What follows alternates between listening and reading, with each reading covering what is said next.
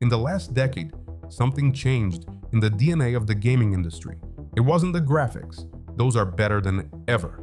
It wasn't the scope, maps are now the size of small European countries. No, the change was more surgical, more insidious. The developers stopped letting you fail.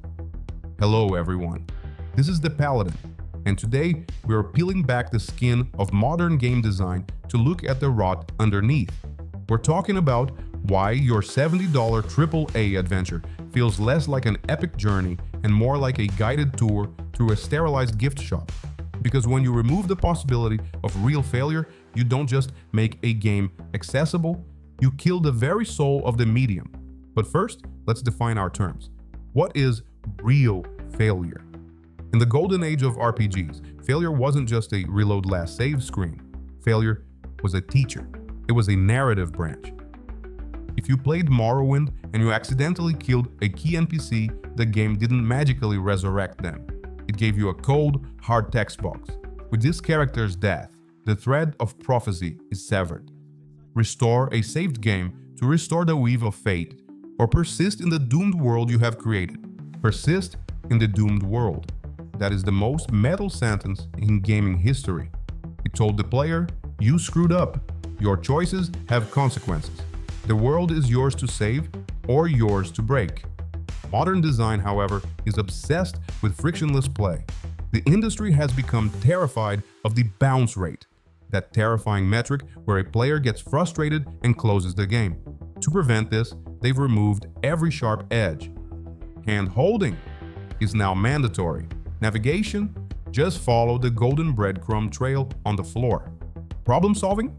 Don't worry, your companion will blurt out the answer to the puzzle before you've even finished looking at the room. When you remove friction, you remove the game. You're left with a content delivery system. Let's look at the essential NPC syndrome. In Fallout New Vegas, developed by Obsidian, you could walk up to the leader of any faction and put a bullet in their head. The game would react. Quests would fail, new ones would open, and the ending would shift. It felt like a living, breathing ecosystem. Now, look at Starfield or Fallout 4. You shoot a character who's important to the plot, and what happens? They fall to one knee, catch their breath for 5 seconds, and then stand back up to give you a quest. This is an insult to your intelligence. It's the game saying, we don't trust you to handle the story we wrote. You're just a passenger. Sit down, shut up, and look at the pretty planets. And it's not just Bethesda. Look at the trajectory of BioWare. In Dragon Age Origins, your party members could leave you, betray you, or even die based on your choices. It made your relationship with them feel earned. Fast forward to the discussions around Veilguard, and the focus has shifted toward making sure everyone is safe and comfortable. But RPGs aren't supposed to be comfortable. They're supposed to be transformative, and you can't have a transformation without the risk of tragedy. And here's a hot take. The infinite respect is ruining character identity. In an old-school RPG, your build mattered. If you chose to be a glass cannon wizard, you had to deal with the fact that a stiff breeze could kill you. You had to play smarter. You had to commit. But today, you can change your entire class, stats, and appearance at a magic mirror or a potion shop for a handful of gold. While convenient, this removes the weight of your decisions.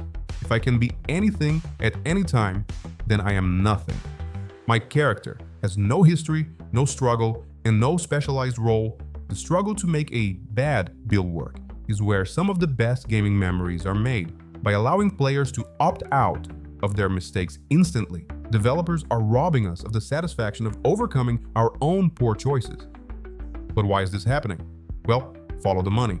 Modern AAA games cost $200 million to make. When a corporation spends that much money, they want a return on investment. They want the widest possible audience. And the corporate logic says, if a player fails, they might get frustrated. If they get frustrated, they might stop playing. If they stop playing, they won't buy the DLC or the Battle Pass. So, they design games for the lowest common denominator. They create cinematic experiences, where you spend 40% of the time watching cutscenes and the other 60% walking down a narrow corridor. It's the Ubisoft-ification of the industry. A map littered with icons to give you the illusion of content, but a gameplay loop so safe and repetitive that it could be played by an AI. They've traded player agency for engagement metrics. But wait, if the safety rail design is so profitable, why are the most successful games of the last decade the ones that do the exact opposite? Look at Elden Ring. From Software doesn't give you a quest marker. They don't give you a safe mode. They let you walk off a cliff, they let you fight a boss you aren't ready for, and they let you fail. And what happened? It became a global phenomenon. Look at Baldur's Gate 3. Larian Studios built a game where you can fail a dice roll and lose a main character forever. You can accidentally destroy an entire grove of people. And because you could fail, the moments where you succeeded felt so much better. These games proved that the market isn't looking for easier games. The market is starving for meaningful games. We want to be treated like adults. We want our mistakes to matter.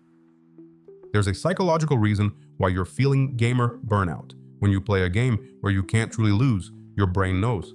The dopamine hit isn't there. When you win a fight in God of War Ragnarok on the easiest setting, you don't feel like a god. You feel like you're watching a movie with extra steps. Victory requires the shadow of defeat.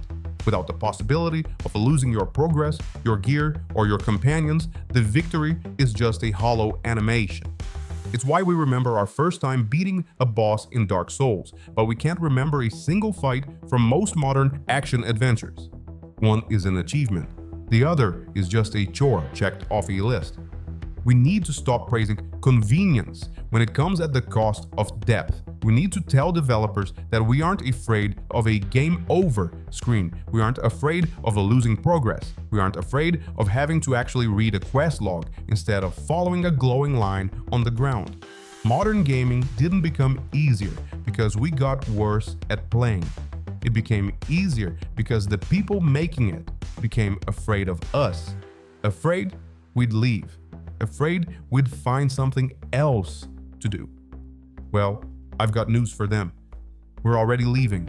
We're going back to the indies. We're going back to the classics. We're going to the games that actually have the guts to let us fail. I'd rather be a doomed world survivor than a theme park tourist. But what do you think? Has gaming become too safe? Is the essential NPC the worst thing to happen to RPGs? Or am I just a nostalgic elitist? Let's have the debate in the comments. If you enjoyed this deep dive, subscribe to the channel. This is the Paladin signing off. Thanks for watching. Now go out there and try not to get soft locked.